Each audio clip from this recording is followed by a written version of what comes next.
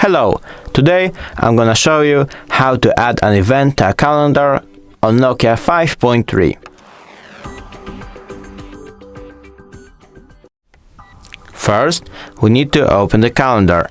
So just scroll up, click on the search bar, write calendar. Now, once it's open, click on the plus button, then event, add a title. I'm gonna go with dinner.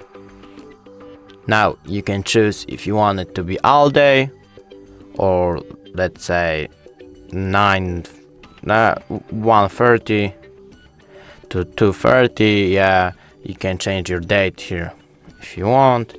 You can add a location right here. Okay, and that's it. Thanks for watching. I hope I helped you. Now just splash the save button and it's here. It would be really nice if you could subscribe to our channel. Bye and see you soon.